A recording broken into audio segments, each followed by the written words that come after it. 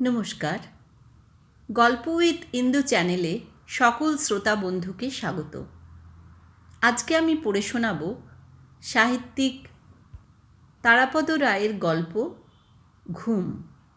গল্প পাঠে আমি ইন্দু। গল্পটা ভালো লাগলে একটা লাইক দিয়ে চ্যানেলটাকে সাবস্ক্রাইব করে পাশে থাকার অনুরোধ রাখলাম। তাহলে শুরু করি আজকের গল্প ঘুম।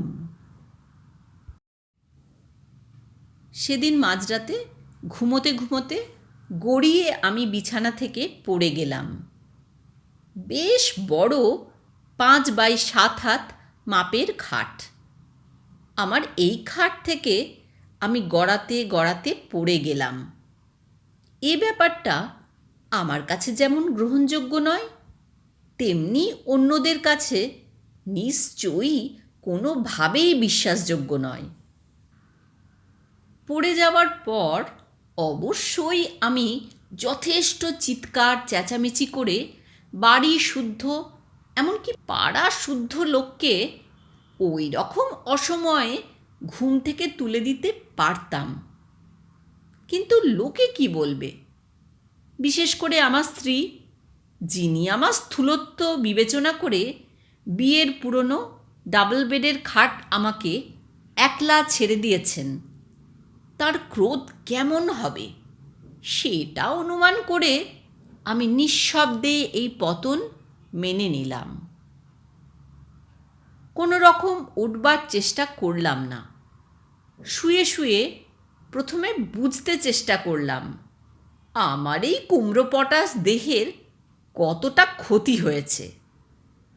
বিশেষ কোনো ক্ষতি হয়েছে বলে মনে হচ্ছে না। ব্যথা বেদনা কিংবা যন্ত্রণা বিশেষ বোধ করছি না। বিছানার থেকে ভূমিশয্যা মোটেই কষ্টকর মনে হচ্ছে না। খাটের উপর থেকে একটা বালিশ টেনে নিয়ে মাথায় দিয়ে আবার ঘুমিয়ে পড়লাম। ভোরবেলা ঘুম ভাঙতে খটকা লাগলো। আমি এখানে শুয়ে কেন? তারপর ধীরে ধীরে সব মনে পড়ল। এখনো ঘুম থেকে কেউ ওঠেনি। এই সুযোগে সকলের অগোচরে আবার খাটে উঠে গেলাম। ভেবেছিলাম কোমরে বা কাঁধে কিংবা নিদেনপক্ষে হাঁটুতে বা কনুইতে তীব্র যন্ত্রণা বোধ হবে খাটে ওঠার সময়, কিন্তু কিছুই হলো না।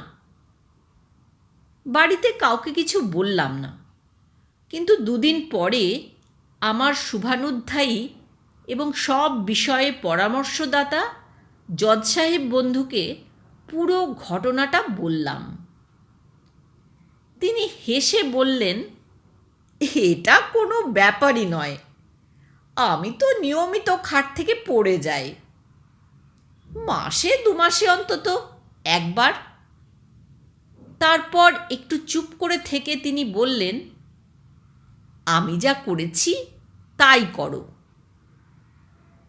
তিনি যা করেছেন তাও বললেন। মোটা কার্পেট দিয়ে খাটের চারপাশ ঘিরে রেখেছেন।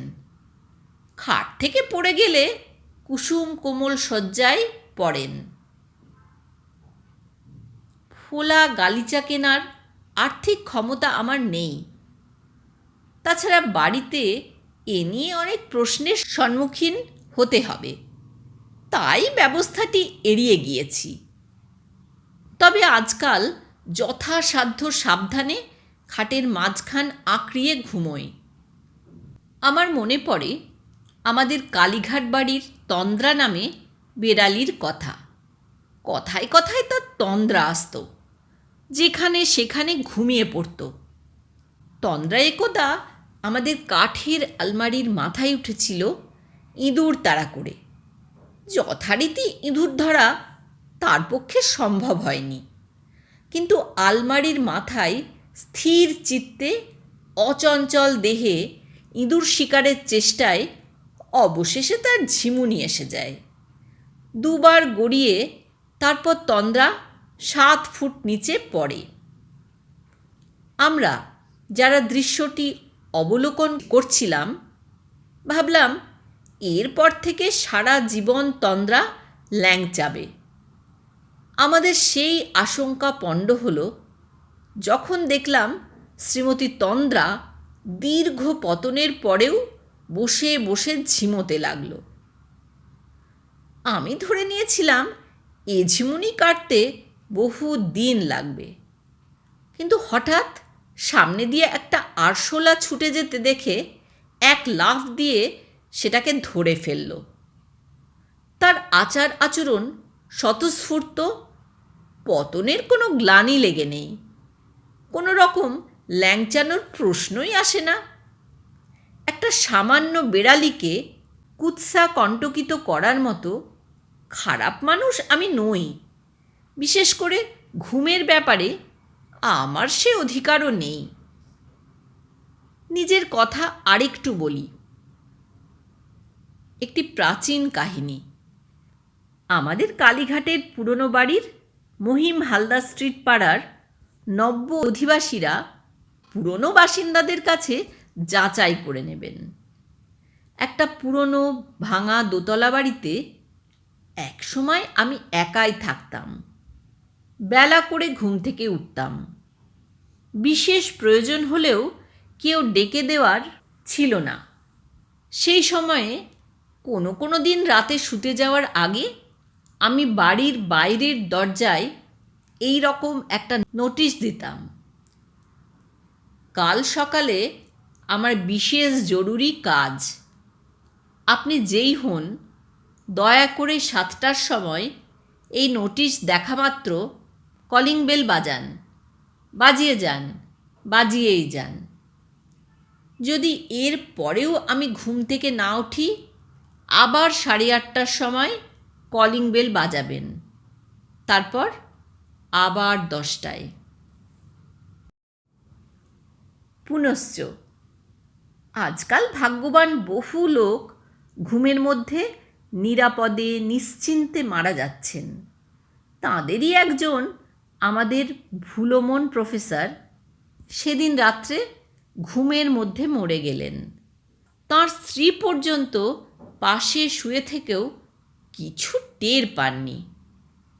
টের পেতে বললেন, কি বলবো, যা ভুলো মন ছিল লোকটার, হয়তো ঘুমের মধ্যে নিঃশ্বাস নিতেই ভুলে গিয়েছিলেন। এতক্ষণ শুনছিলেন আজকের গল্প ঘুম।